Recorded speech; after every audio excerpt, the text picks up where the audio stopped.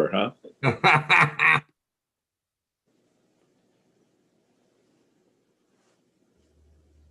The wife wanted me to put up Bruna Boyne. It's a passage tomb in Ireland, large one. And it was built for the solstice because the solstice is coming up. They used to take their ashes. The tribes would burn their dearly departed and bring the ashes there once a year, put them on the altar. And when the solstice lit up the altars, they'd go to heaven. Coming up. You're good to go, Mayor. Ashes, the tribes would burn their dearly departed and bring the ashes there once a year, put them on the altar. And when the solstice lit up the altars, they'd Okay, that's weird. Yeah, what was that? What's happening is the YouTube is playing in the background on our computer. Usually what I've had to do is mute that YouTube playing in the background. Thank you. I just figured that out. I'm like, what's happening? We're good to go. I'm looking at Ed. He's not talking anymore, but Now, see, that would have been a good trick if he was talking and taking a drink of water at the same time. That would have been impressive. Okay, so we will go ahead and we'll call to order. This is City Council business meeting for Thursday, December 17th, 2020. It is 6:01 p.m. Lindsay, would you call the roll? Councilmember Lester, here. Baker, Here? Reba, Here. Poole, Here. Livingston, Here. Mayor Tom Phillips. I am here as well, so we do have quorum, so we will move on. So this meeting of the Norwalk City Council on December 17th, 2020 is being held electronically.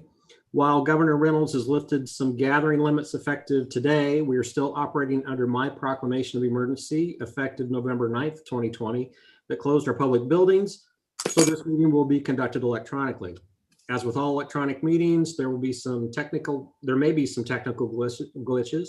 We may talk over each other. There could be a bunch of other issues that occur during our meeting tonight. I just ask that we all be patient and respectful with each other as we conduct this meeting.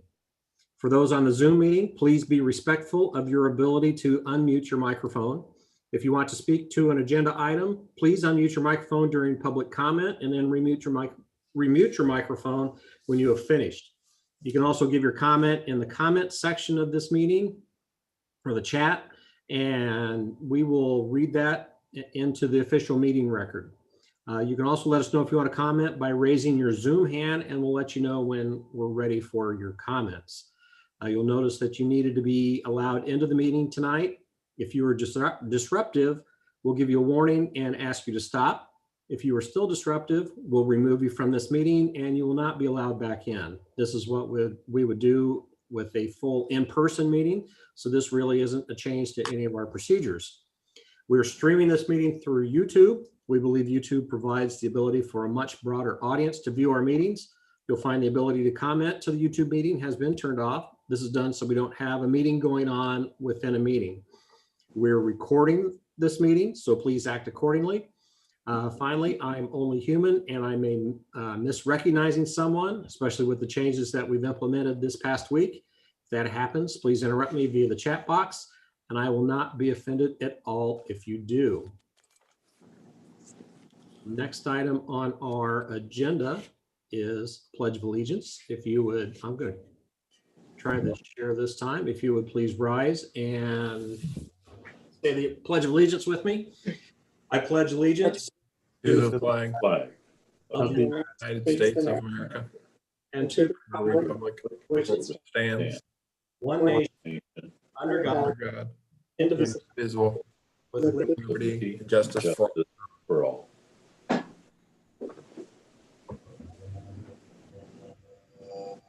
Okay, so last time that didn't work. Did everybody see the flag this time? We did. Awesome, great.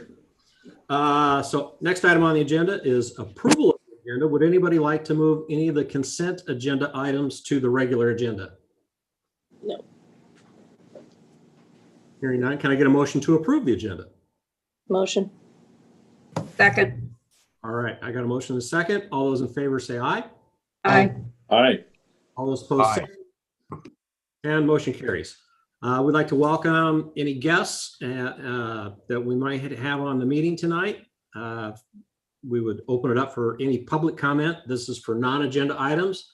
We'll give you a 3-minute time limit. We can't take action on these tonight since they aren't on the agenda. Also, if you'd like to comment on any item in the consent agenda, now would be the time. And I don't see any, so we are going to go on. God bless you. Thank you. Item 5 is a consent agenda. We have approved the December 3rd, 2020 minutes of the regular city council meeting, have expenditures, tax abatements, renewal special Class C liquor license with Sunday sales for China Dragon at 2400 Highway 28, Suite 103 for January 8th, 2021 through January 7th, 2022. We have a renewal Class C liquor license, Class B wine permit, Class C beer permit, and Sunday sales for Casey's General Store number 3422 at 500 North Avenue for February 5th, 2021 to February 4th, 2022. We have a renewal Class C liquor license with outdoor service and Sunday sales for 804 Main Street for December 20th, 2020 through December 19th, 2021. We have a resolution appointing Greg Pierce, Josh DeBauer, and Justin Ernst to the Stormwater Advisory Committee. We have a resolution approving final pay estimate to Elder Corporation, change order number 1, and certificate of completion for Mackinac Sports Complex East parking lot improvements. We have a resolution accepting the infrastructure for the Legacy Commercial Turn Lane, and we have monthly reports. Can I get a motion to approve? Motion. Second. Okay, I got a motion and a second. Lindsay, would you please call a roll? Councilmember Livingston, Yes. Lester, Yes. Baker, Yes. Reba, Yes. Cool. Yes. All right, that motion carries. Item 6A is a resolution to approve moving purchase of backhoe loader to current fiscal year 2021. Wayne, I'll let you go ahead and take this one. Thank you, Your Honor. If you had a chance to read the agenda statement, it spells out that we're had a backhoe budget for next year. We're just wanting to move it up to this year. We have funds available. We're getting a good price. We're hoping that it's agreeable to council. I'll be happy to answer any questions. Any discussion or questions, comments from council? Or any public comment? All right. Motion? All right, Second. I got a motion and a second. Lindsay, would you call the roll? Member Cool, Yes. Livingston, Yes. Lester, Yes. Baker, Yes. Reba. Yes. Hey, that motion carries. Item 6B is a resolution approving new North Avenue project schedule. So due to some delays on the project at the intersection of North Avenue and Sunset, or Highway 28, Wayne would like to move the rehabilitation of North Avenue from the water tower east to Redwood Drive to now.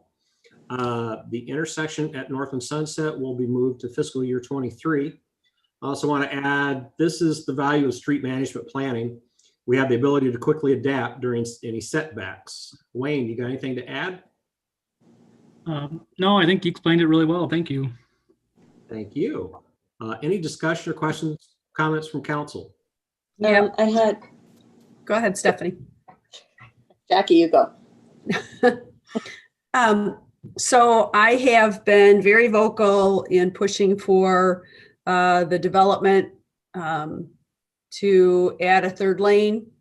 My understanding was when we got to a certain point, we were going to have this another traffic study. I don't know what this rehabilitation project, what effect it has on that. If there's a third lane, seems like we would undo some of the work that gets done. So I'm concerned about moving forward now, even though I appreciate the wisdom in some regards in doing so. Can I answer, Mayor?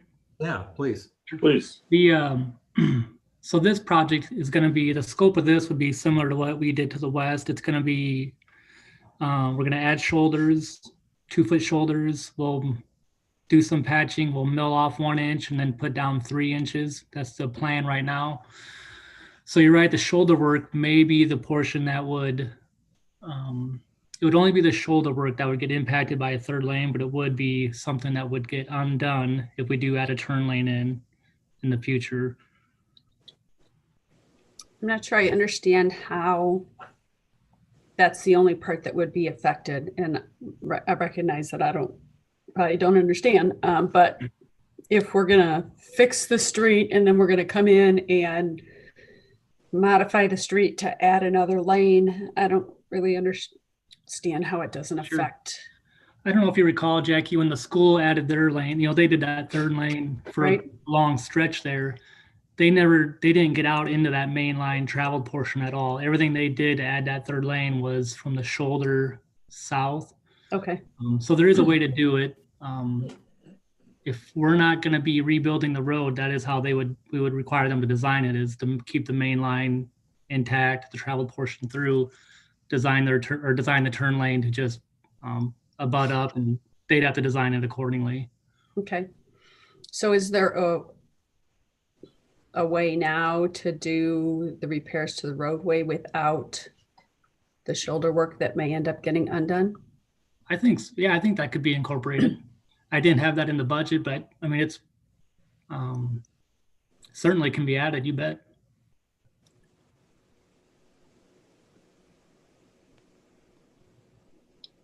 Okay, thank you. That answers my questions.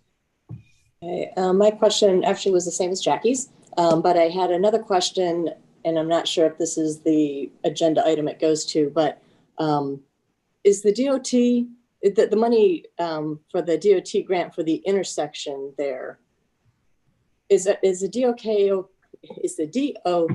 okay with moving that to a different fiscal year? Because isn't that money that was coming from the MPO but being routed through the DOT? The MPO money is going toward the Beardsley intersection. However, we are getting DOT money for North and Sunset. We have 2 grants. We have a U-Step grant and a traffic safety improvement grant. Okay. I looked into both those, allow us a 1-year delay in the project. Both those we'll still get the funds, even with the delay. Okay, and the DOT is actually really signed off on that? They've been made aware of it. I guess they haven't Okay. come back and said they approve or disapprove, but according to the writing of the grant, we have until I think December 31st of 2023 to use the money. Perfect. Thank you. That's all I had. Other questions, comments? Would it be possible to have maybe a bid alternate for prep work for the third lane that Yeah. you could bring back to us, and we could take a look at that maybe as we go along here? Yeah, that'd be a good way to add that, or to have that in there, is as a bid alternate to see what kind of price it'd be. And that'd be a good way to show, if we're going to require participation of a developer, having that as an alternate would help quantify the amount due to just the turn lane. Okay, thank you. What else? Any public comment? And can I get a motion? Motion. Second. So I don't know what the motion is. I mean, we've talked about a couple things. I want to have a better understanding about what's being moved. The motion is to move the project to the current fiscal year and move the intersection to the following fiscal year. Okay, but what is the project? Because that's what I want to be clear about what project we're talking about. So are we talking about as proposed? Are we talking about as discussed, which would include a bid alternate for a third lane? I am not. I would vote against moving. I'm just trying to make sure I understand. So we're just talking about the engineering services and not actually any work, correct? I think it's the resolution that's like, it's the agenda item page 3. I think. Yeah, I'm looking at it. Yeah, okay. My motion is to approve the North Avenue project schedule change as proposed, and then adding in the bid alternate to see how much that third lane is going to cost at this time. Okay. I could second that one if you need a second yet. All right. So I got a motion and a second. Any further discussion? So I don't have it in front of me since it's on the iPad here. It is as proposed in the resolution. We are just adding additional engineering. Is that correct? This is the engineering one, is not this one. No. I meant It's an additional bid that you made, Lester. Right? right. Okay. Additional bid, yeah. All right. The thank you. resolution is to approve engineering services for North Avenue rehabilitation, which includes a sentence that says, whereas the city desires to install asphalt shoulders and perform full depth patching, milling, and an overlay to rehabilitate the surface. Jackie, the we're on 6B, I think, not 6. That's 6D. That's what I was trying to clarify. Okay. Thank you for that. No, it's not your fault. I was moving too far ahead. Okay, thank you for clarifying that for me. We're still on just the project itself, nothing Yep. more. Right. So the motion is to approve the move of the project to the current fiscal year and to get an alternate bid for adding a third lane. That's the motion that's on the table. I got a motion and a second for that. Right. Lindsay, would you please call the roll? Member Reba, Yes. Cool, Yes. Livingston, No, Lester, Yes. Baker. Yes. Okay, that motion carries.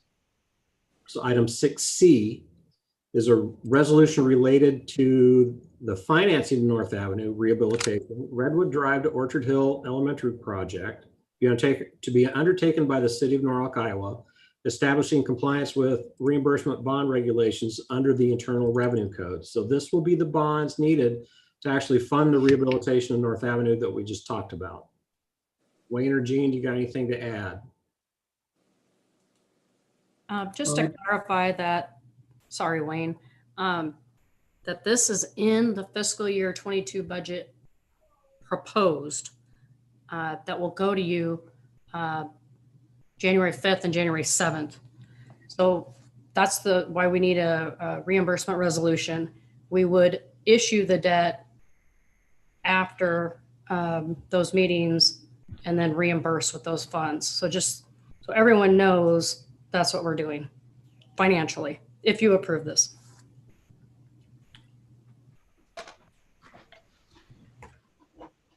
Okay. Wayne, you got anything else? No, sir. All right. What discussion or comments, questions do we have from council? So this would finance the original project as presented. If we decide we like the bid alternate to be included, we'd come back and revisit that then. Is that right, Jean? To be able to add that on? We would have to, yes. Okay, thank you. Any other questions? Can I get a motion?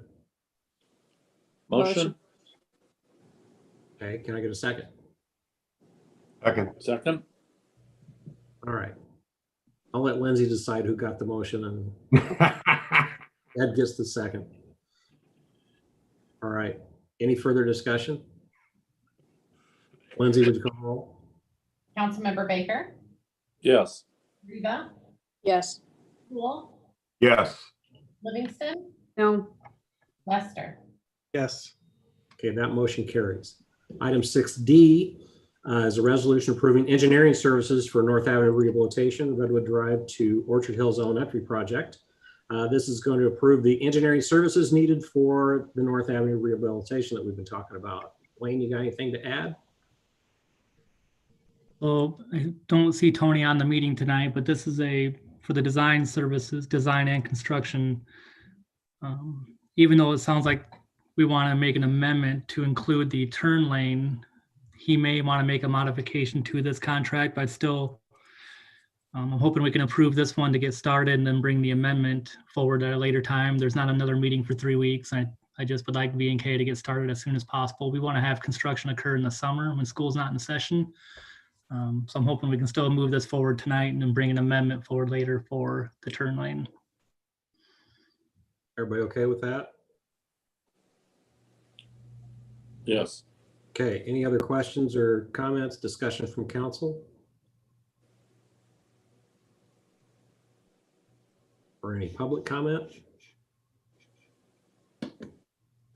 Hearing none, can I get a motion?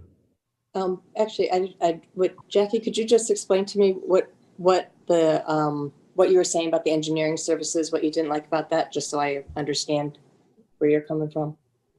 It's still the same issue that the engineering services are to further the city's desire to install asphalt shoulders and perform full depth patching, milling, and an overlay to rehabilitate the surface. And I'm not in agreement with that until we have more information about the development and whether or not the developer is going to be responsible for putting in a third lane. Okay, thank you. Sorry, Mayor. No, you're fine. Anything else? Can I get a motion? Motion? Second. Okay, I got a motion and a second. Any further discussion? Lindsay, would you call the roll? Councilmember Lester, Yes. Baker, Yes. Reba, Yes. Poole, Yes.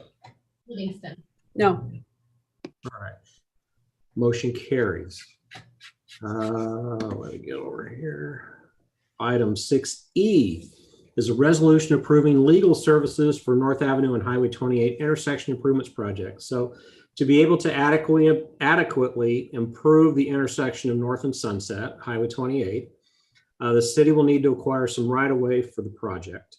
So this will approve using Hopkins and Hebner LLC for legal services to obtain the needed right-of-way for that project. And I'd like to recognize that Wayne and our consulting engineers have spent a significant amount of time working with the adjacent owners. Unfortunately, there are some situations where we just can't come to a resolution. Wayne, do you got anything to add? There are 4 unsigned easement or property acquisitions. We've gotten 2 signed, 4 unsigned. 3 of them, I think, will come around. They just need a little, they kind of keep asking for more as things go on. I think we just need to draw a line and move to the next step. And I think that will encourage them to agree to it. One of them is likely going to need the legal assistance in the contract. I don't have an answer for that. Is there something else? Okay. somebody's talking to Siri. That was me. My phone must have turned on. Looking for legal advice with Siri. Okay. Any discussion, questions, comments from council? So this is the intersection that is delayed everything else and is going to get kind of pushed down the road because of the inability to come to agreement. Is that roughly accurate? Yeah, it's going to be delayed for a year. And I've gotten to talk to one of the owners that is the one that's probably going to need to go to condemnation. Right. Me too. I don't think it's going to go anywhere ahead of this. I think it's going to have to go to that. So Yeah. Okay. I have several concerns. I don't disagree that it's going to have to go to that. I think that doing this right now is premature, and I have a problem engaging Hopkins and Huebner to do this at this point.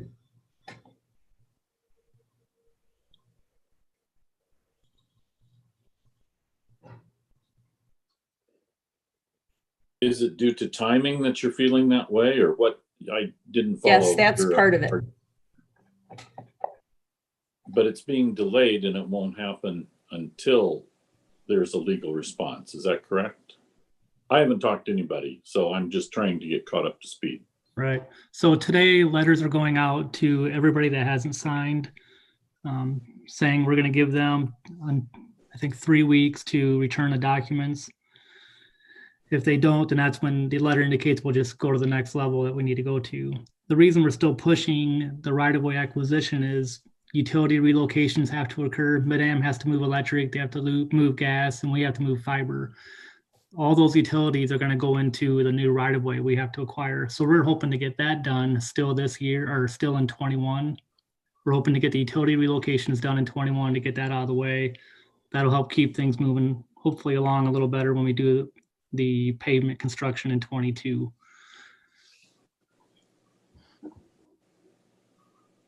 Well, it sounds like time is of the essence.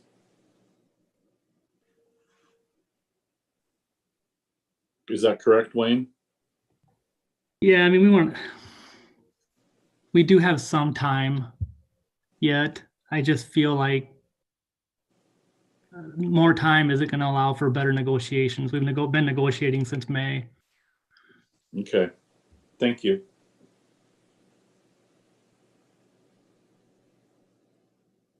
What else?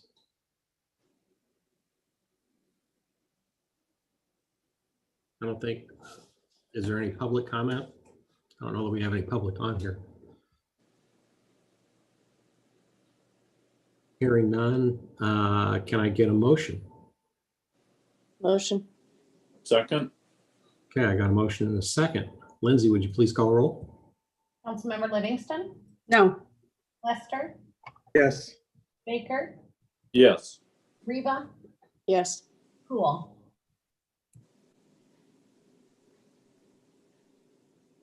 Ed? Yes. Thank you. All right. Sorry, I Motion. didn't hear. Oh, you're fine.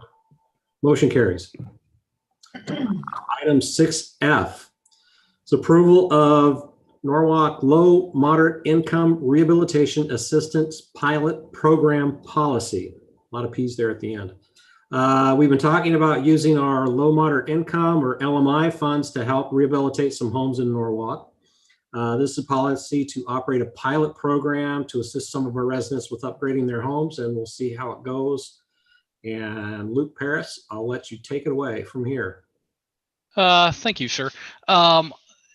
This policy was something we discussed a little bit about, I think at a work session back in October, or maybe it's just a staff item. But the idea of using some of our low to moderate income funding to set up a rehabilitation assistance program for those low and moderate income folks.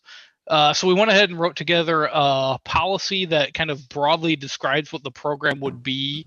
One of the points that I'd want to point out is, as a pilot program, we wanted the policy to be kind of flexible and not real stringent in the way that it's worded. And the idea being that when we actually got to the point where we were going to go through a project under the pilot program, we'd have some kind of agreement that would come back to council that would have a lot of the details that you would maybe expect to see. If we get to the point where we formalize a program, we'll likely take a lot of those details and actually write them out into a really stringent city policy, city ordinance, or whatever form that takes. So this is kind of purposefully a little on the light side, just to help us work through that. When we find a project that we want to do, we can work through some of those details with that applicant. Just to hit on some of the high points of it, it is a rehabilitation program that would help low and moderate income households do rehab projects around their home. The purpose of that is to help just keep and improve the general aesthetics of the housing stock in the community, have safe and sanitary housing, improve energy efficiency of our older housing stock, to make homes more affordable. And then just to maintain increased property values. We want to keep our community looking nice, and this is one of the ways we can help do that, by providing some assistance. Low to moderate income individual, what that's typically defined as is a person earning, or a household rather, earning 80% or less than the Warren County area median income. That was in the mid 70,000s the last time I remember checking. I apologize, I don't have that number right off the top of my head. So you'd be like 80% of that number. So that's who we'd be looking at for eligibility. Would be, again, one of those applicants would have to meet that income threshold, obviously live within the city. We'd want them to be an owner of the property, rather than a renter. Mainly because it's easier for us to make sure that we're giving dollars out to help that individual and really help promote owner occupied rehab. So it's not really focused on rental or rental properties. As far as repairs and improvements, we're talking structural improvements to the exterior, things that would be traditionally aesthetic, like siding, soffits, windows, doors, but then also things like maybe chimney repair or foundation work that needs to be done that are more structural in nature. Site improvements on the outside, just helping do property cleanup if it's needed, landscaping, overgrown landscaping, dead trees, those types of things. Paving improvements if they're needed. Then looking at interior structure improvements, same types of things, heating, electrical, plumbing, a lot of your normal kind of home upkeep type things that someone might need assistance with. And then lastly, the idea of providing some assistance in acquiring energy efficient appliances. We really started on that one with the idea of, water heaters, AC units, furnaces, those kind of big appliances that you might be doing as part of a rehab or a remodel, but then taking it all the way up into kind of the bigger kitchen appliances like a refrigerator or an oven. The way that we've tried to structure this assistance program would be a 5-year forgivable loan. We've kind of tossed out the idea of providing $50,000 to the pilot program right now, capping it at $25,000 per applicant. So, we think at that level, that's probably going to get us 2 to 3 projects that we can go through to see how it works. The 5-year forgivable loan, the way that's set up would be it'd be an interest-free loan from the city to the applicant. We'd have to have some kind of mortgage lien given to us for the property for the term of that. And then basically what happens if they live there and they meet their terms of the program and the terms of the loan, after 5 years, that loan's forgiven. And then it's kind of like a sliding thing. So every year that they reside there and they continue to meet the terms of the program and the loan, that gets reduced by 20%. So, understanding sometimes people have life changes. So if they need to sell in year 3, they owe back 40% of the loan, not the entire loan. So that's how that's structured. And that's really kind of, I guess, the last detail on that. If you read through the policy, there's a little section on future considerations, just some things we might want to think about if we do make this a permanent program in the future. But really for now, that's what we're proposing as something that we would want to implement, and then try and find some projects to test it out with. What questions you got for Luke? I have a couple. Go ahead. I like the idea of the program. I was under the impression it would be more aesthetics. I don't have a problem with interior structural improvements. I mean, a foundation repair, heating and cooling, all that's very expensive. It's needed to make the house livable, so I don't have a problem with that. I do have kind of a problem with paying for refrigerators, ovens, and dishwashers. I don't know how that necessarily, I mean, I guess it increases resale value, but it doesn't really do anything for the aesthetics of the property as far as its appeal and making it more livable. So the major appliances is, I'm not a real fan of that. If you look at like the furnace, water heater, air conditioners, to me, that's not the same as a refrigerator is. But so that's just my objection there. The second has to do with the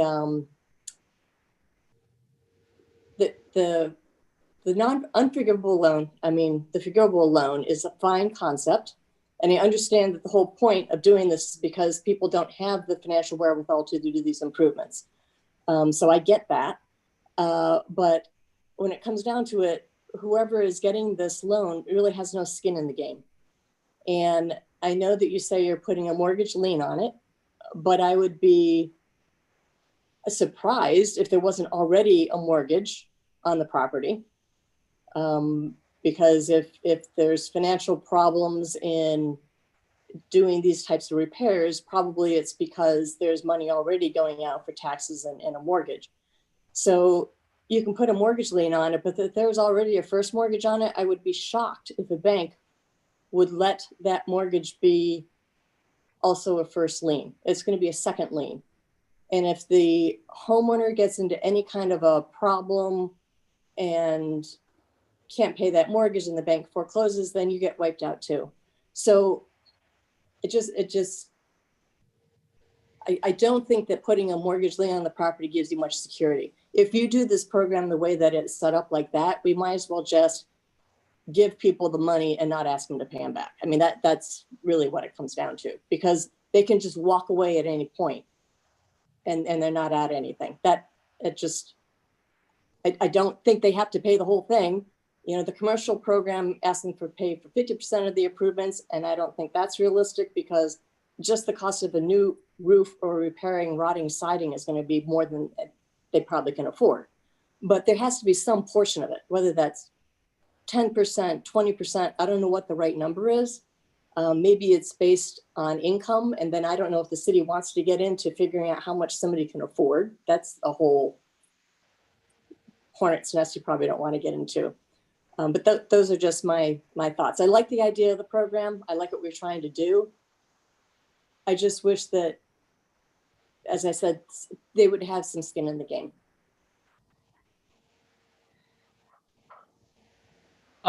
Just real quick on the energy efficiency stuff.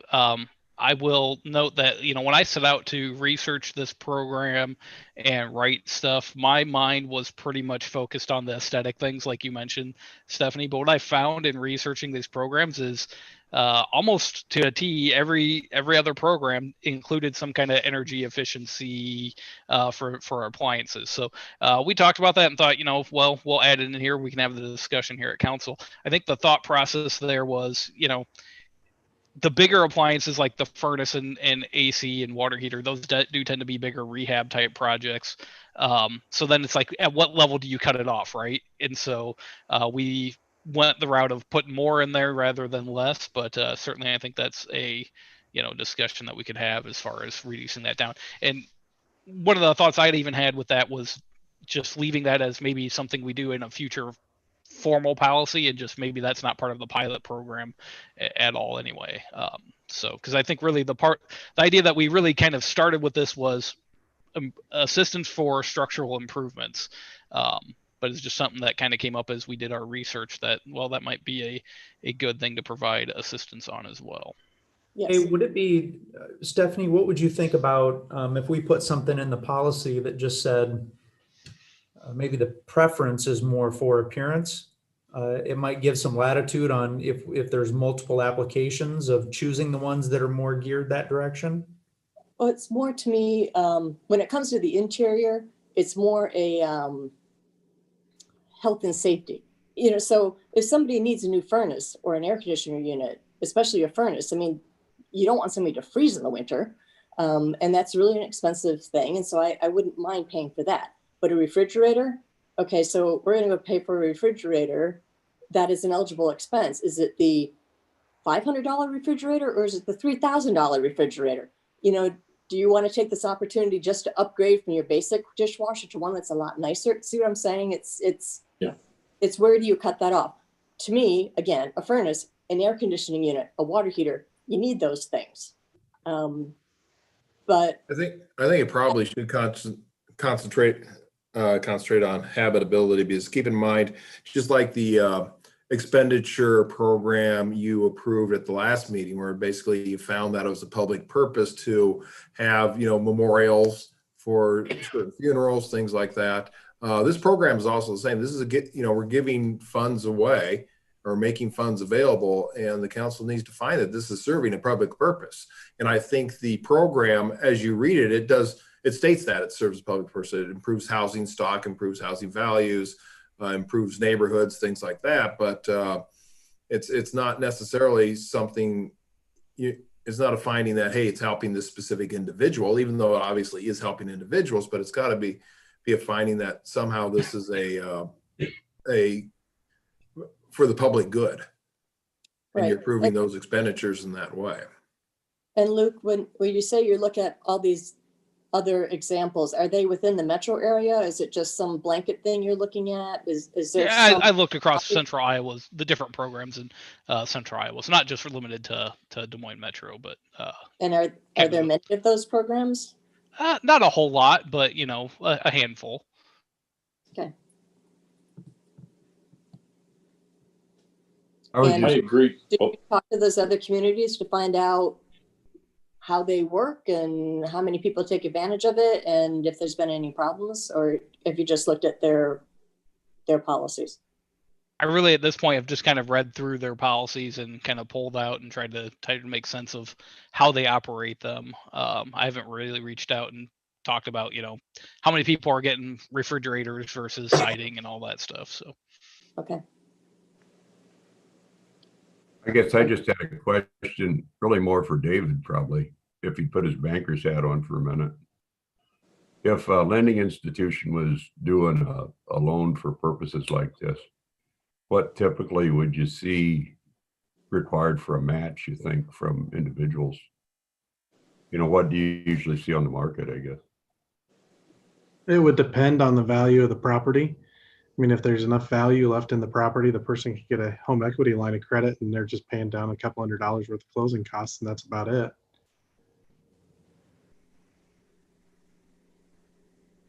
Okay, thank you. If they don't have equity in the property, then, I mean, it's a different world. They're probably not going to get that. So, I think having a second mortgage on this, Stephanie's absolutely right. We would have a second or a third, or, whatever position we'd have.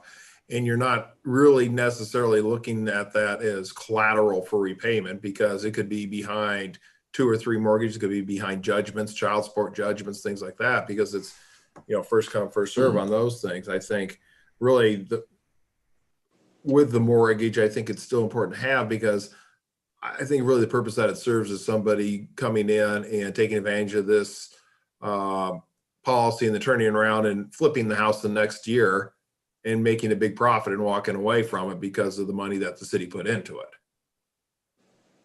And I think, that right there protects the city from somebody just flipping it and using it for a profit motive versus improving their home.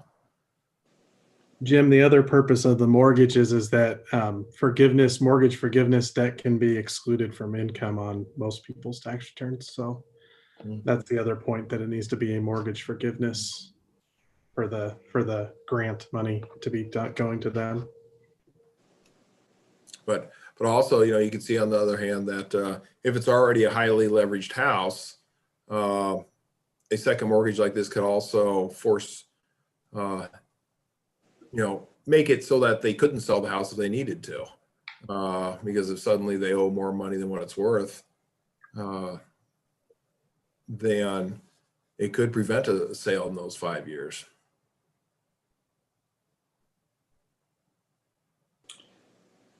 Hey, Jim, just to add to that, there's bound to be situations where maybe somebody gets a different job after 3 years.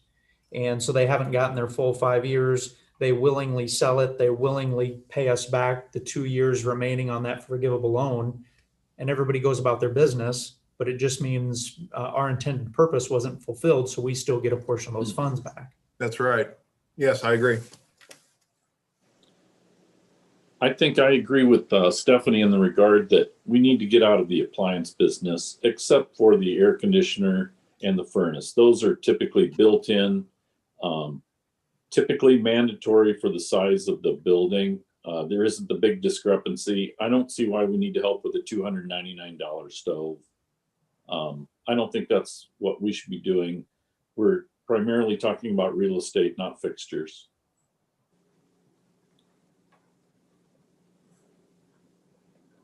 So I like the policy. I don't like the appliance piece as much. I agree with everybody on that. But the part that I don't like is the 25,000. That one I struggled with. I felt like getting it to 10 was probably 10,000 was the number that I had in my mind when I was thinking that we were going to do this. So that's my hang up on this one. Just a heads up is the dollar amount that per project, because at 25, are we going to put a roof and siding and a couple windows in somebody's house? Because we're not talking big houses. We're talking, typically these people are going to be in smaller homes, and the roof isn't going to be a $20,000 roof. It's going to be an $8,000 or $9,000 roof if someone's doing the work, or the siding's going to be $7,000 to $10,000. It's not going to be a $20,000 or $25,000 layout today for those things. That's kind of my hang up on this one, is the dollar amount. And I would agree with David on that. I had a little heartburn when I read that number, but I was trying to do the math and I didn't know how much it would cost to do the siding and the roof. So that's helpful, Dave. Thanks. So David, just so I understand, so you believe that that it would typically be a smaller home and the siding, roof, and a couple windows would cost closer to 10,000? So the 80% number for Warren County for a 4-person household is $71,350. I just pulled it up, and a family of 4 that's earning that probably isn't going to be living in a $400,000-$500,000 home. They're going to be living in a $150,000 to $250,000 home at the most. And similar to my house, I'd gotten a quote for a roof and it came in at $8,800. So my house is not big, and it's a house that someone like this could live in. And I would tell you that $8,800 was the roof quote. The siding and windows together were like 14 or so, if I wanted to do both together. But that was going from siding that's in good shape to vinyl on top of it. And versus if I just painted it, it's going to be $1,000. So I mean, that's the program isn't necessarily going to be, if I replace the two pieces of siding that are broken that cost $28 at the store each, so $56 plus $1,000 worth of paint, and I've done quite a bit of significant improvement on the exterior of my house. So I mean, I think we've got to step back and say, is 25,000 the right number for that? Because again, we're not looking at $300,000, $400,000, $500,000 homes. We're looking at the $100,000 to $200,000 homes, most likely, for the people that are in this threshold. Or they're going to probably be retired and living on just retirement income. I think that's your other population that's going to fit into this. A 1-person household for the income qualification would be $49,950 this year. That's where I think that's kind of your two populations that you're looking at, are people that are living in smaller homes and aren't going to have a $20,000 roof bill. They're going to have a $7,000, $8,000, $9,000 roof bill, or $7,000 or $8,000 siding bill. Just to hit on like where our staff rationale came from on that number was, I'd agree with everything you said, David, as far as like the costs and the potential lower home. I think the question is, do you want to go into a situation where you're helping an individual with multiple things, or you're saying like, look, you only get to do your house, your roof, or your siding. But like, if we're in a situation where there's, maybe the worst case scenario where somebody needs a roof and siding and windows and a new door, then you're probably getting up into that 20,000 plus number. So that's kind of where the thought process was, okay, let's cap it up at that higher end. And then maybe the worst case scenario where you're having to do multiple different, I guess, multiple different projects, quote unquote, to get it up to the condition that you would want a home in the city to be.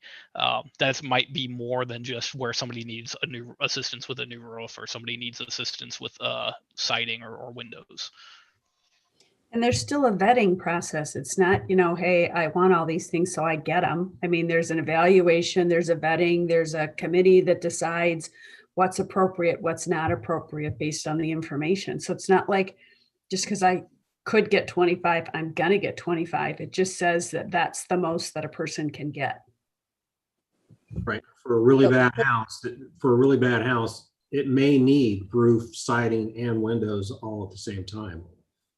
But we could end up with 2 projects that are $25,000, and we've helped 2 properties out of a city with more need.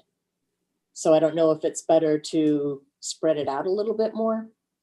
Yeah, but it would also be, those 2 projects would also drive the pilot policy changes to make it an actual program within the city, right? That's what we're really trying to accomplish here, is to figure out with the pilot just what the long-term policy is going to be. And, well, first off, viability of the policy, and then what will the long-term conditions be, right? Yes, and my preference would be to start that policy with a lower dollar amount and then increase that dollar amount if the policy turns out to work. 5 people at 10,000 sounds like you could generate a lot of interest that way. Okay. But the point is to affect a real change. And we're talking about the worst of the worst properties in the city. That $10,000 isn't going to affect the change that we would really like to see. The worst of the worst probably won't go through all the steps to get this done. I do want, That part.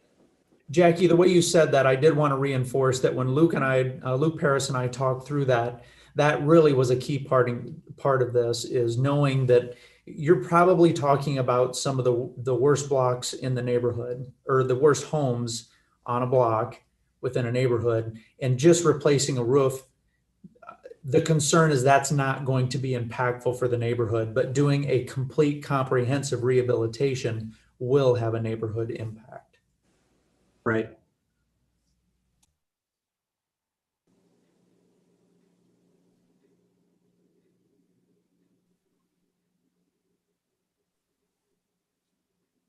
What do you think, Ed? Well, I've been listening. That's something I can still do, I think. But the problem is, right, that in a way we kind of have to be willing to say that once those funds are committed, right, we don't have an absolute guarantee or absolute reassurance or reimbursement. I mean, because circumstances could come up that it just wouldn't happen that way. I think due diligence requires us to take a mortgage on the property, even if it's a second or a third one. In some ways, I understand the dollar amount. And in my mind, I was kind of kicking around 15. But yet, I can think of a couple of houses, and, I won't go to specific places, but it's probably going to take more money than we're willing to authorize, to tell you the truth about it. And so I wonder if the council would feel okay with some kind of a program where it was 15 or 20 and we required a 10% match, or some kind of a match so that there's skin in the game. I think that's a relevant comment. What's reasonable, I guess. You don't want to put it out of reach for folks, but yet you want some participation by them so that, they want to see success, and they, want to see it happen. So some kind of match, maybe, I guess. Math is certainly not my strong suit, but 10% of 25,000 is 2,500, right? Yeah. Right? The people that we're talking about this program really affecting aren't going to be able to contribute that. I'm almost certain. You think it'd be reasonable for us to consider something like a 5% match? Well, that's still what, 1,700? Yeah. Well, maybe you could even look at something like, maybe it's $1,000, but it's payable $200 a year for 5 years. That's setting up an accounting nightmare probably for Gene. But I agree that 10% is going to be too high. I mean, I realize that. Can I, For some people, coming up with $500 is going to be too high, and I understand that too. one of the things, we haven't really spent a lot of time talking about how this would be financed or funded. But just to point out that the city does have LMI funds. We receive that from when we have spent TIF dollars that advantage higher value homes. We're required to set aside these LMI funds. We are required to expend these LMI funds on folks that meet that LMI criteria that Paris talked about earlier. So just so you know, these dollars we have already, we've already received them as part of our TIF program. So it isn't, I feel like it's a slightly different discussion than we're talking about general fund dollars where there's competing and it's pushing in different directions. So I just thought it'd be good to reinforce where those dollars are coming from.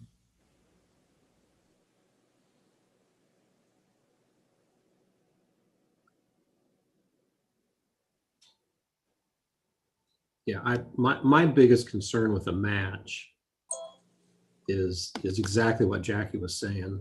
I don't know that the population that we're talking about probably doesn't have anything to match. They probably don't have that kind of money in the savings account or anywhere else. And again, with the population that we're talking about, I'm not sure that they are able to have the flexibility within their budget to be able to all of a sudden take anything aside to pay for a match over a period of time.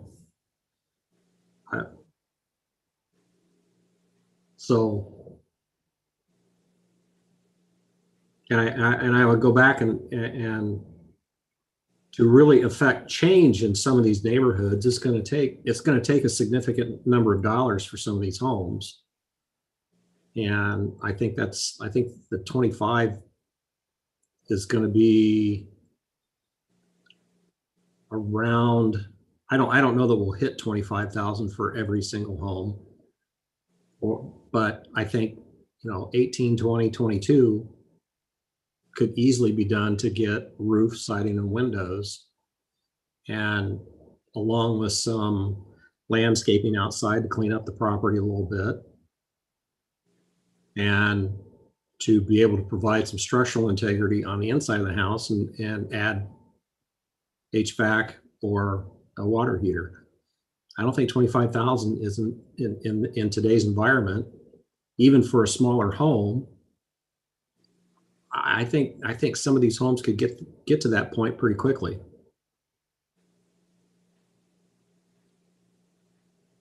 So since this is a model for us to try out, would we put a time limit on this to come back and revisit it? I mean, would we revisit it after a year or 2 years to see how it's worked out and make adjustments? Or that's an excellent point. We could absolutely put a time frame, just say, hey, we want to give it a year and come back, which likely we're going to be back giving you updates on grant applications and discussions of awards. Ultimately, that has to come to you folks for final authorization anyway. Yeah.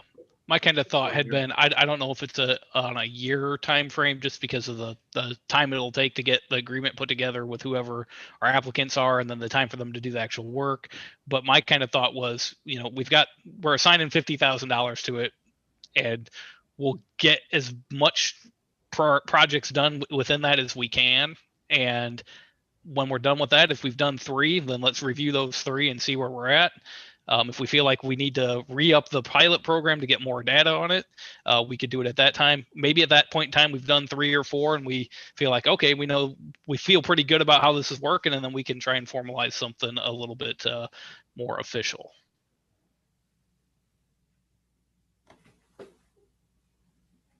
Well, with that in mind, I guess if you took out those appliances, you'd probably have me then. Yeah, I think we need to take out the kitchen appliances as well.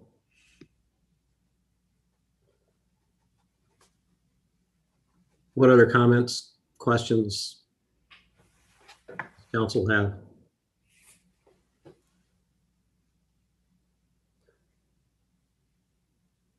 So Jackie, you referenced, sorry, the group would be reviewing them, the applications. Is that the group that we set up last time or 2 times ago, whatever it was?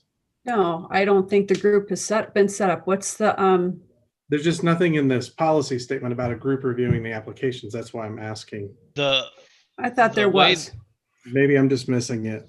Well, I think the way that I had intended the program to work would be because it's detailed yet vague right now. I mean, right, there's a lot of details that you would want in a program that we're not discussing here about, the 5-year forgivable loan and all that stuff, is that we would bring a agreement with the applicant to the council to review and approve.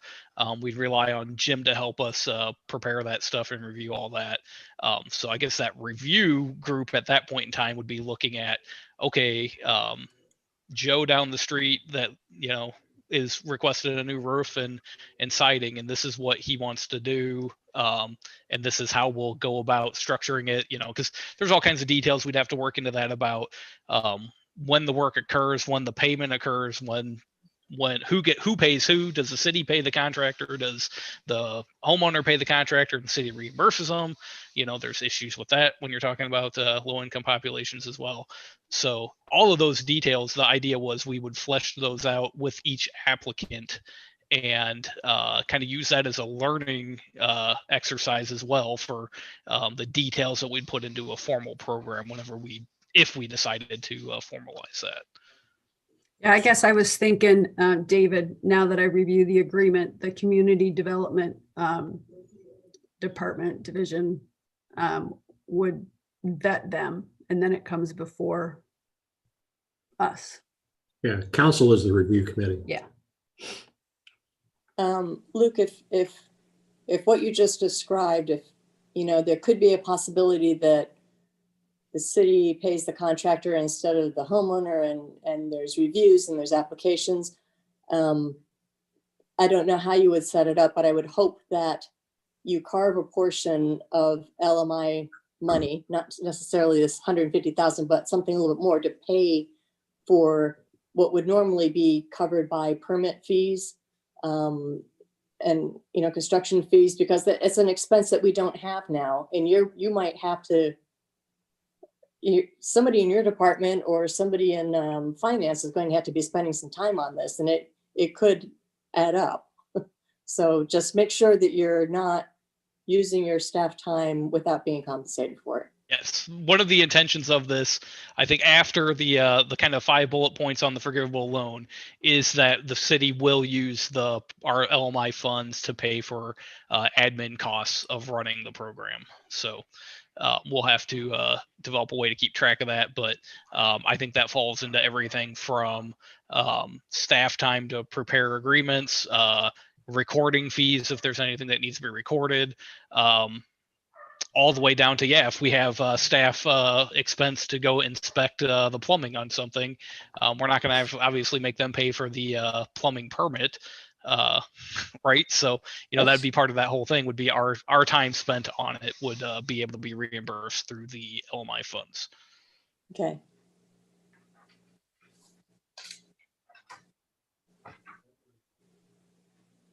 What else?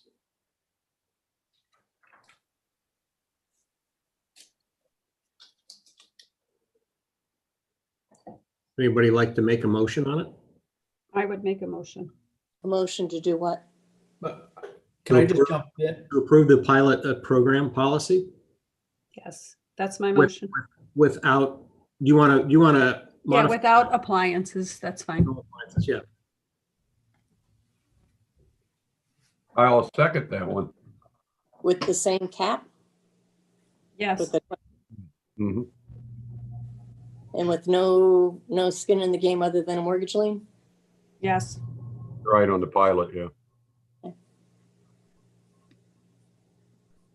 Any further discussion? Lindsay, would you call the roll? Member Cool, Yes. Just a minute. I'm sorry, I was muted. Okay. Sorry about that. I think we are trying to nail down here. Now we have a motion, but I think we're trying to nail down a whole bunch of moving parts. A bunch of us have different feelings on the caps. A bunch of us have different feelings. Well, we all have the same feelings on the appliances, but skin in the game, we've got a lot of different things. And this is where we've kind of shot ourselves in the foot before, where we throw out one motion and a bunch of us have different things on different items. And instead of going through and maybe voting on each individual cap or amount or skin in the game or whatever, we end up throwing the whole baby out with the bathwater because we don't, well, each of us like one thing that we don't like in this. Does that make any sense at all? Yes. Would you like the motion revisited then and have Well, A, B, and D as considerations and we vote on each one individually? well, that's what I'm asking as a point of order. It might be a better way of getting to a policy that we would prefer. I particularly don't think $25,000 is required. For example, I think the rest of this makes perfectly good sense. So how do we buzz through some of this? Why don't you tell us what you want to see? Well, we already have a motion and a second. Well, I think we can, I mean, it's up to Jackie, but I think we can hold off on the vote on the motion. Can't we, Mayor? And see if she'd like to amend it. I don't have any problem with having more discussion since Brian was muted and wasn't able to speak up in time. That's fine. It's it's that technology thing with me. Okay. So does somebody want to make a motion on removing the appliances from the policy? Well, that was I would, my motion. I mean, that was encompassed in my motion, but we can do it differently. I don't care. Let's take them one at a time. Oh, so Jackie withdraws her motion. I withdraw my, if If that's needed, yeah, I think we should do I that. think it's needed, Officially withdraw it so then we can have new motions. That's how we're going to proceed. right? yeah, I mean, I don't know how to go about doing it. I don't necessarily want to withdraw my motion because I made the motion I wanted to make. I appreciate the fact that we want more discussion and others want to do it. So I don't really know the correct point of order. Well, I think the reason why I'm bringing this up is because we've got several moving parts. I understand why you're bringing it up. I'm not arguing that, and I'm not arguing that we shouldn't have further discussion about it. But I'm not on the same page as you, and so Okay, I don't. so, all right. Well, once a motion is made, we in the past have not gone back and revisited why it failed. It's just gone for the next 2 or in this case 3 weeks. Well, right now, I think we have a motion and a second to proceed with the policy except for the appliances. So we remove the appliances and everything else would stay the same for this pilot program. Okay, so if this passed, then we could go further, couldn't we? And Well, we could, right now you It would have be the done. policy. So if right now we have a motion and a second for it to be as written except for the appliances. And so unless we have the motion and the second withdrawn, we proceed with the vote on it. And then we You can can't certainly revisit discuss it it. with different variables. I mean, you can certainly discuss before the final vote's taken, and if the motioner and the seconder wants to withdraw at that point in time, they can. okay, so if I withdrew my second, then the motion would fail for lack of a second, possibly, right? we That could could be, yeah. we could continue to discuss it and then arrive at something where there's a menu of choices and we vote on each menu. Does that make sense? Is that true, Jeff? Yeah, we usually don't do line item votes on the programs, but certainly I think if we, if we're not ready to vote, we could also make revisions that are suggested and bring it back to the council so everyone understands what's being voted on. My preference would be that staff bring this back again without appliances in it and with a little bit more feedback on how the programs have worked in other communities as far as generally how much is the average cost that's borrowed, how has repayment gone, things like that. I mean, so That's a good idea. so we're not just making this decision in a bubble. There's got to be some data out there about how these programs have operated and how successful they've been. Okay, so how about if I withdraw my second? No offense, Jackie. None taken. And each of us give to the staff what it is we'd like to see in there to get our yes vote. And then they'll see if they can craft something that would win 3 yes votes, at least. Does that make sense? Yeah, but it seems to me that that's exactly what we've been doing for the last half hour as we've been talking about it. Yeah. Right. My concern is that we don't have agreement. As Brian, I think you pointed that out. If we could go through each one of those items and get some thumbs up, thumbs down, I realize that's not a vote, but we're just looking for direction so that we can come back with one policy that does the best to catch the most affirmatives. Right. Yeah. So I will withdraw my motion in favor of tabling the discussion to voting another day after further evaluation. Okay. So we're gonna go ahead and go through the items that Luke just had up.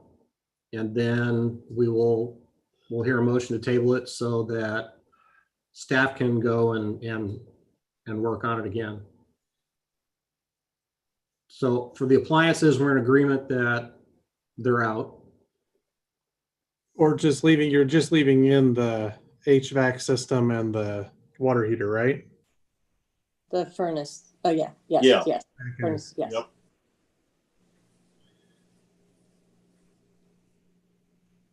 Yeah.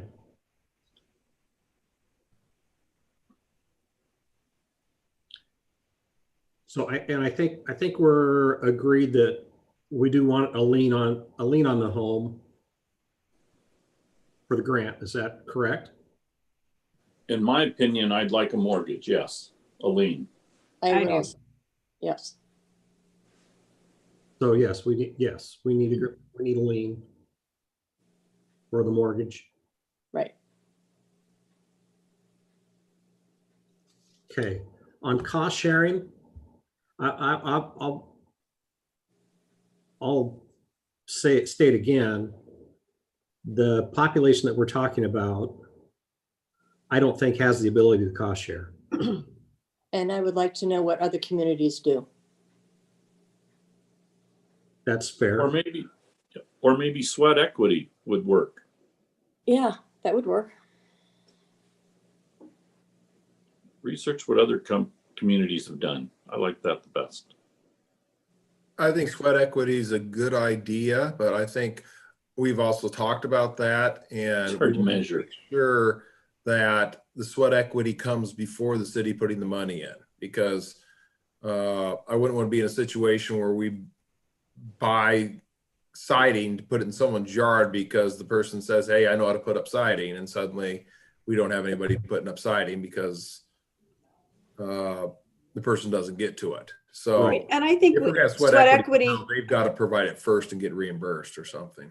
sweat equity has the potential to eliminate a lot of people that would otherwise be appropriately qualified and probably very needy of it because they don't have the physical capacity because of age or some other incapacity to contribute.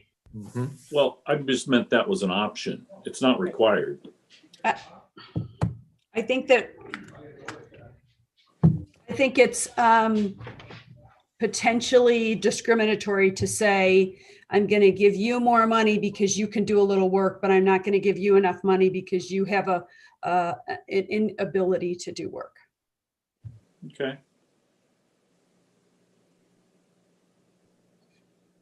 Well, we can research what Habitat for Humanity does.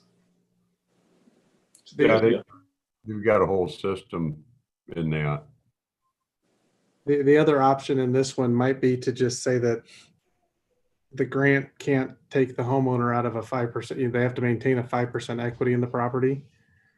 So if they've got their mortgage is at 90, then they can only do a 95% of it. Can only, I mean, there's a way to do some cost sharing without actually putting dollars out on the table too. I like that idea. Yeah, me too. That's A how lot. Wayne does it with the Neighborhood Finance Corporation. They require you to maintain a 5% equity in the house. Yeah, it is nice having a banker on the council. It's a good idea, David. Yeah, but this is going to rope you into helping us out more, just an FYI. I sent you the webpage that has all their information on it. So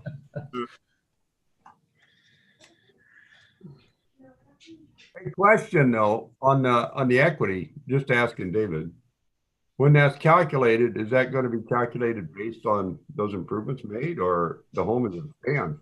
Sometimes the fans will generally be based on the improvements. okay. All right. For this type of a program, it would be based on the improvements being done. Okay, thank you. That helps. So for reduce the max grant, again, research what other communities are doing. Yes, and David's thought about the 5% equity gets me a long way toward being more comfortable with that. Okay. Just have to figure out. Today for equity, I mean, you're not going to get the property appraised. Would you use assessed value? What was that? I didn't hear. I was just thinking through, if you're figuring out 5% equity, how do you establish the value without an appraisal? Are we just going to use the tax assessor value? It's not really the same. I appreciate the question. I just feel like that's getting way in the weeds right now. Right. But I'm going to get in the weeds, or I'm going to say no because of the dollar amount. So we can do that now or later.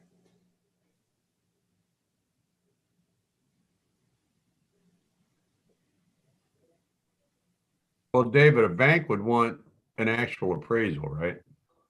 So if we did that, then we'd have to pay for an appraisal fee out of probably, I suppose, out of those LMI dollars. It depends. You can do a drive-by. They're about $50 or so. There's a company that'll do a valuation based on what you give them. Well, why don't we leave it with an official appraisal like that, where Appraisal could be anywhere from $3 to $1,000, depending on what is intended and what's needed. So I think we just need a cursory drive-by appraisal, and that's something I think is certainly a legitimate use of, $50 or $100 if we're going to be giving somebody $25,000 as a drop in the bucket. Yeah, I don't know if the tax assessor's appraisal would be kind of what we want to do. No, that's usually going to be low anyway. Well, sometimes I feel that way. No, I was going to say. I think, what if this is very popular and, we roll out this program and boom, in the first 2 weeks, all of our 50's gone. I think it'd be easier. I mean, that would be a great success. But I guess my point is that even at 15, I think we could bring in more people, or 10, whatever. We can always up it if we do see it getting, we can change it, but I think having the maximum lower, it's easier to go higher than higher to lower, I guess is my point. Yeah, and I kind of have the opposite view.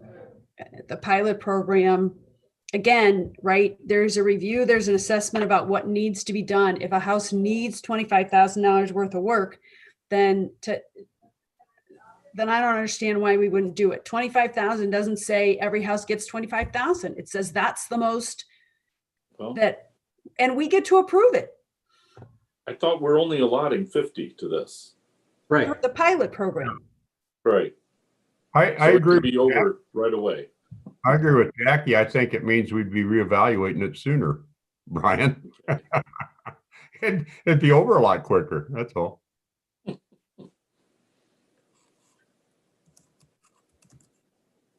Well, yeah, and that gives the council some leeway as far as if there's a really bad house that comes in that needs the 25,000, we can do that. But if somebody comes in with they only need $8,000 worth of siding, we can do a couple of those and a couple of roofs, but the problem with the 25,000 for me is, if we're talking the 25,000 and that's going to the exterior or to clean up some dead trees and doing some structural repairs that are more visible, that's one thing.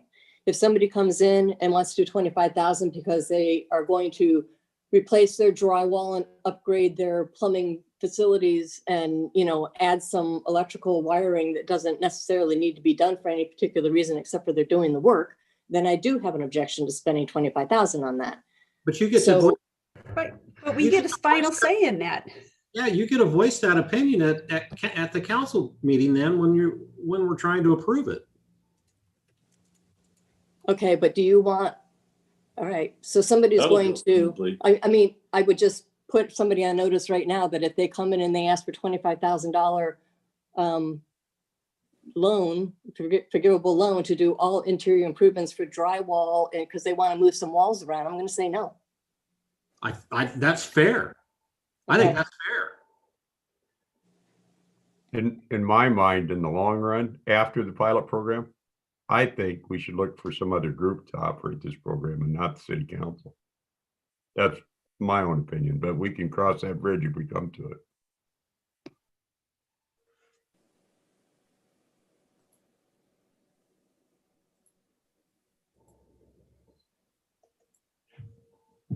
Yes. I don't know, Stephanie, if I stated that, I mean, I'm trying to be brief, but if I stated kind of what I was picking up from you.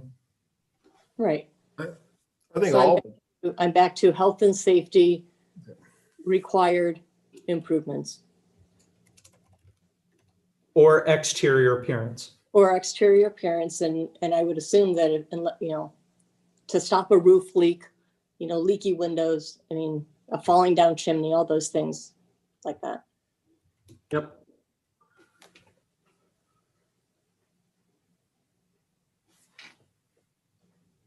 Jim, what were you going to say? I was starting to say exactly what Stephanie was going to say as far as focusing on health and safety. I think that's a good thing on that. And, you might have something in there referencing nuisances too. It'd be something that, repairs that are repairing items that may be considered nuisances under the city code.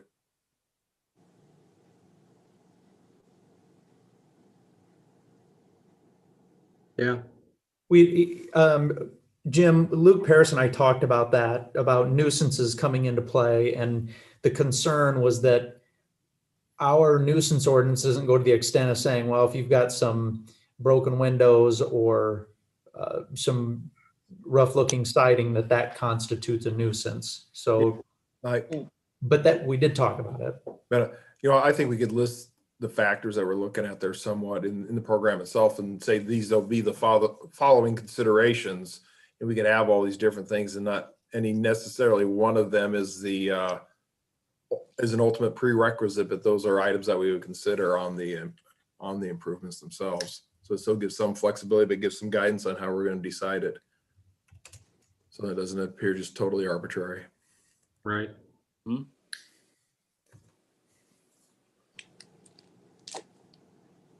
What does everybody think of the max grant wording at this point in time? With it being a pilot, and I think we can figure something out in that $25,000 range. I think it's fine in a pilot sense, and if we're still approving the final say in it, I think it's fine at this point. Okay.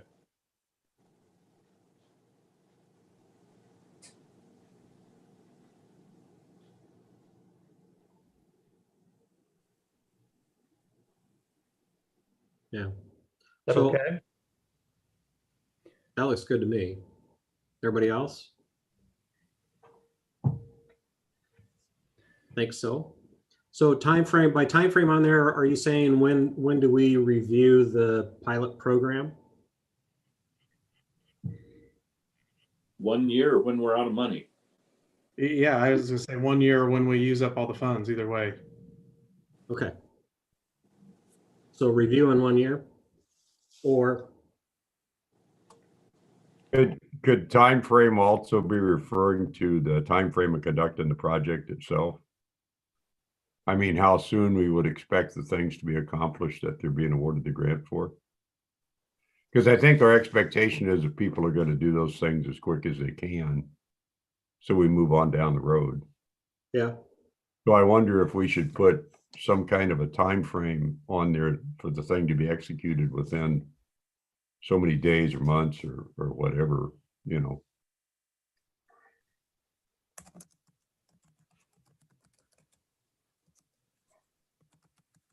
yeah, there should be a deadline for project completion. I agree. Thank you. Paris, I know we had some discussions about this just on building permits in general. Isn't it a year? So it's a year to make progress on a approved building permit. So yeah, that would be the general timeline. I would think that if we got to the point where we were awarding a project, you know, and we're going to have all this council approval stuff, I would sure think that part of that would be some discussion on timeline and, you know, when this is going to start, when they have certain, you know, milestones that need to be met for different things, and really even just setting out the initial when does it start so that we know when the 5 years would be up. And the deadline like that only works if we actually go out there and review progress. And I don't think we're very good at doing that.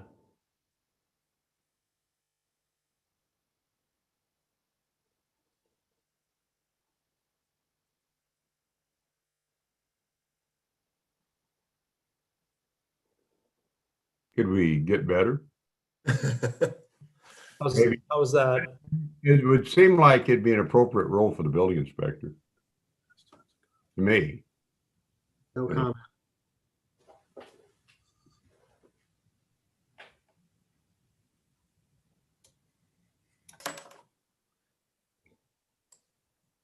Anything else?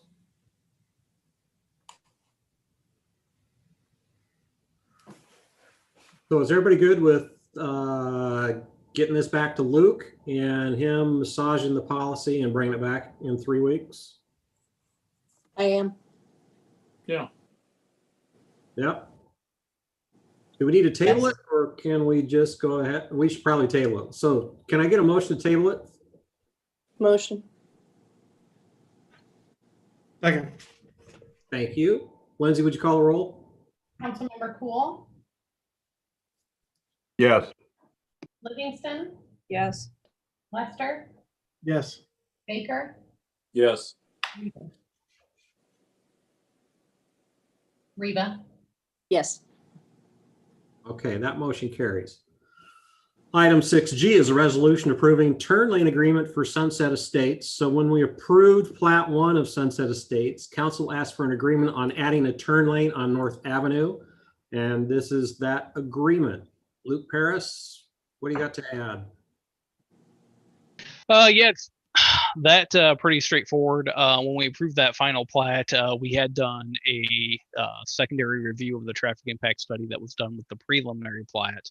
At that point, we identified that there was that West High Road connection to 50th assumption that really was kind of a trigger point as to whether or not something was required or not of that development. And so we said at that time with Plat 1 that we would want to review that whole scenario again before they did their final phase up there in the north west corner of Sunset Estates. And so to be able to do that, we wanted to have some kind of agreement in place that actually spells that out. So that's what this is a agreement that talks about reviewing that traffic impact study based on what happens with West High Road as we develop out in the future. Thank you. Any discussion or comments, questions from council? Can I get a motion? Motion. I'll give it a second. All right. I got a motion and a second. Any further discussion? Lindsay, would you call the roll? Councilmember Riva, Yes. Cool. Cool. She's hard to hear tonight. Mike? Right. Couldn't hear it. Yes. Livingston, There No. you go. Lester, No. Baker. Yes. All right, that motion does carry. Item 6.8 is a resolution authorizing execution of an agreement with Cunningham Recreation for repairs to the challenge course at Warrior Park. So we've been talking about the repairs that are needed out at Warrior Park. This agreement will get those repairs completed. Robin, do you have anything to add? Just that, as you can see from the chart here, the quote to do the repairs was 20,000. Cunningham Recreation is putting in 10,000 of that. V&K will put in 5,000, and then Kingston will put in the additional 5 to cover the cost. Okay. Discussion or questions from council?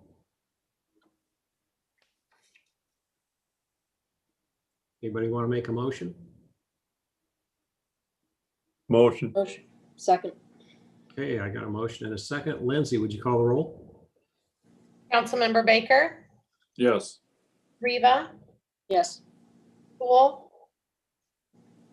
Yes. Livingston, Yes. Lester. Yes.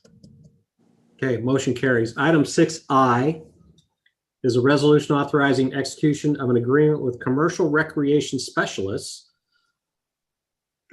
for improvements to the basketball courts in Windflower Park. So the basketball courts in Windflower Park need to be resurfaced, and with a grant from Wellmark, we're going to do the resurfacing and add lines for pickleball courts. Yeah. Yeah, Robin, what do you got? That's basically it. So there's currently 2 full-size basketball courts. We're going to keep those, and then on one of those courts, we'll add 2 pickleball courts. And then in addition, on the south edge of that concrete pad, we will add a shade structure, an awning type of similar to what we have, different shape, but similar to what we have at the pools, and 2 benches. Okay. So for the pickleball courts, the nets will be up all the time? So they will not. We currently have 2 pickleball sets at the parks office that are reservable, and so people will need to just come pick those up when they want to play pickleball. Awesome. Okay. Good to know. What other questions or discussion from council is there? I know there've been lots of people that have been wanting these. So the nets aren't up? You have to put the nets up before you use them? Correct. So confused. right now, we have pickleball sets, and we have, it's the net, the paddles, the balls, and right now we have tape. And so if anybody wanted to go out and play pickleball, they would have to tape off their own pickleball court. And so what we're doing with this is those lines will be permanently on there, so they will just have to come and just put up the portable nets. Okay. Can I ask that maybe you discuss with Gene Bosch if maybe they could go to the library, because the hours at the library might be a little better for people that want to borrow them on weekends or in the evening? Yeah, that'd be great. Yeah, I like that idea.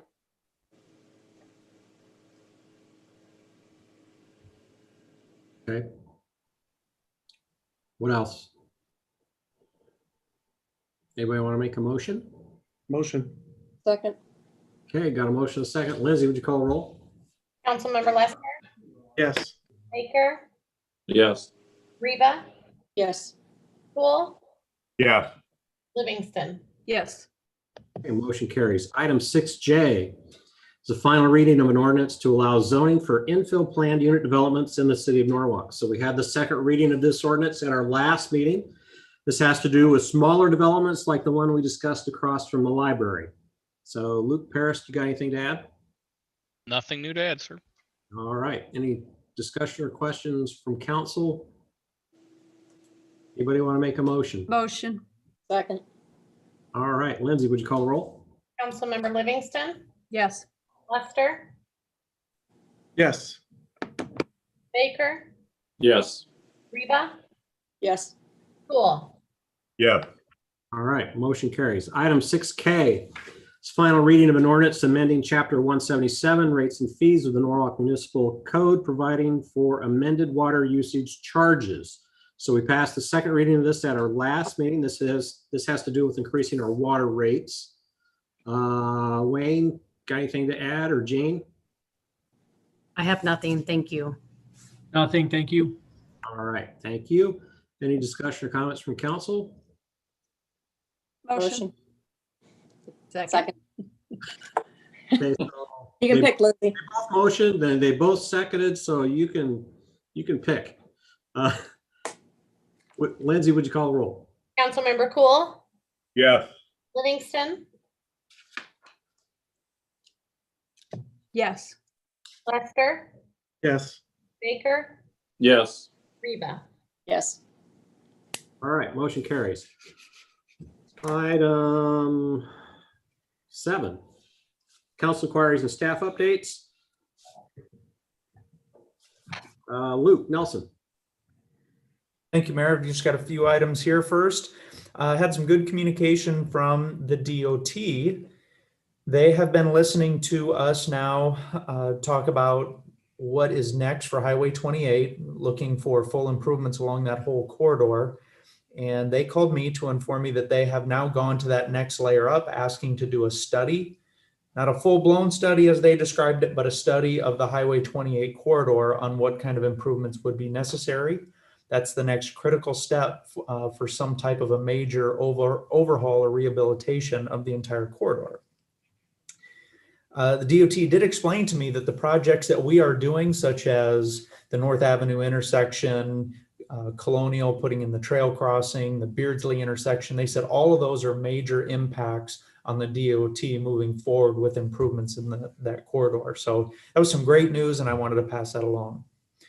I've been working with MetroNet Fiber. This is a company that would be looking at coming to our community and providing, all privately done, but coming to our community and rolling out fiber for the entire city, phasing it over a 1 to 2 year period where they would be able to supply, I'm not going to say everyone, but almost everyone in town with high-speed data. So we're continuing to have discussions with them to do our best to try and accommodate that company. Also, just to let you know, if you didn't know, Supervisor Doug Scholl, his last meeting was just this week. I was actually at that meeting giving a City of Norwalk update. I thank Doug for his service. He's put in a lot of service as an elected official, not just at the county level, but at the state level as well. So if any of you know Doug, you might just reach out and tell him thank you. The other thing, WRA update. So I've put my foot in my mouth a couple times. Friday, I received an email from the WRA. They did a good job of reaching out specifically to me saying, hey, Luke, we're going to be doing some work at the plant. So we're going to have to use diversion pump and run the sewer through that pipe that comes through West Des Moines and ultimately down around the south side of Norwalk. I was out of the office on Friday, which caused me to get behind on my email. And I didn't check that email until I want to say it was Tuesday afternoon. By that point in time, I had heard that there was a complaint on Facebook. One of the council members notified me and I said, well, they must be spreading manure because the WRA just told me they weren't using it.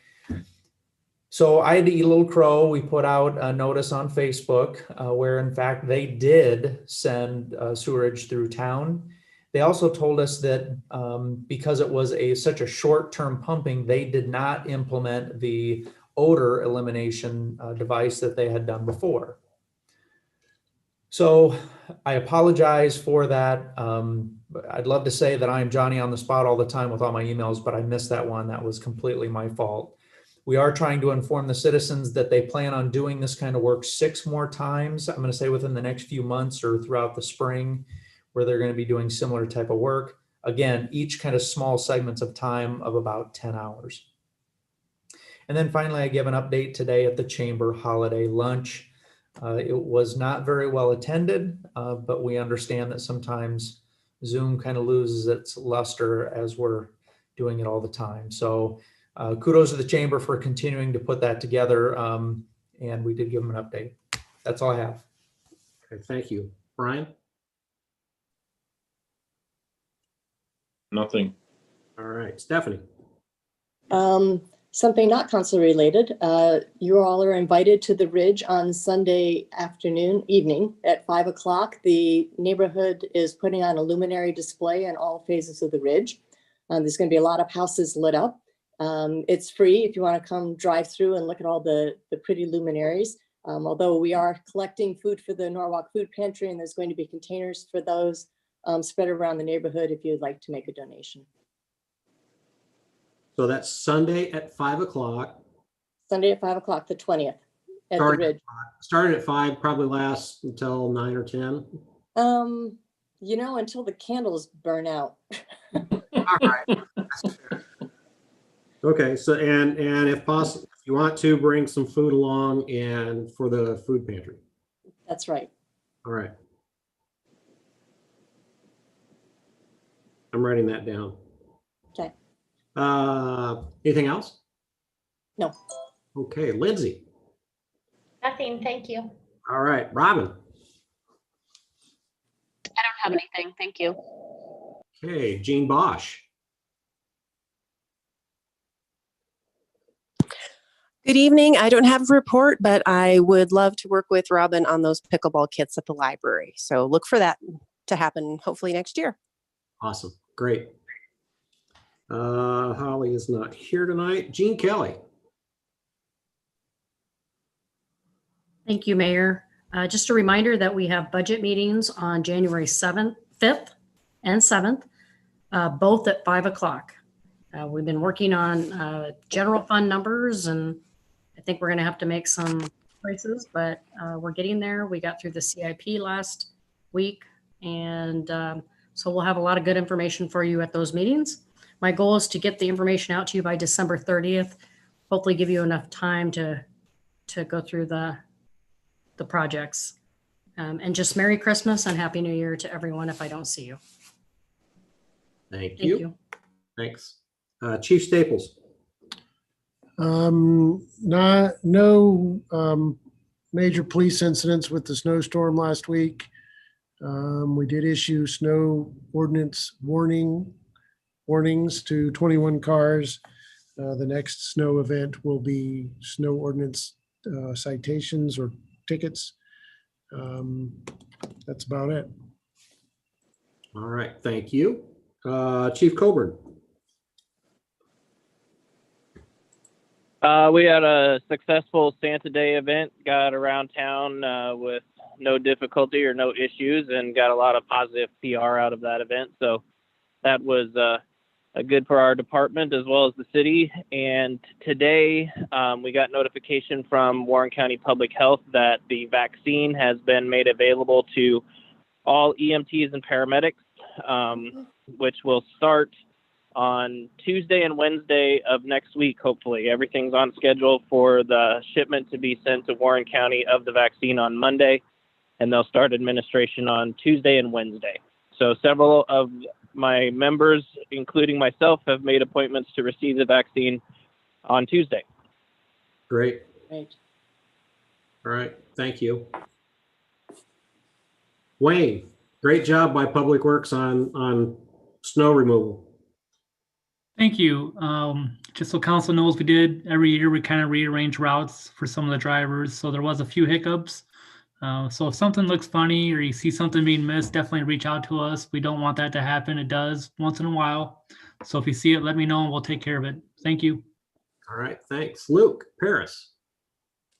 Yeah, just a quick update on our comp plan. We had our steering committee meeting last week, kind of the final portion of our public input.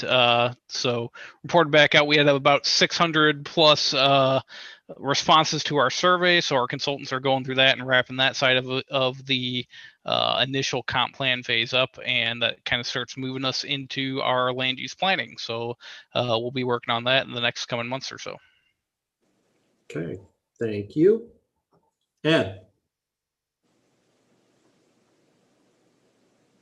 Oh, we, at the waste management there, we passed a $50 million budget last night.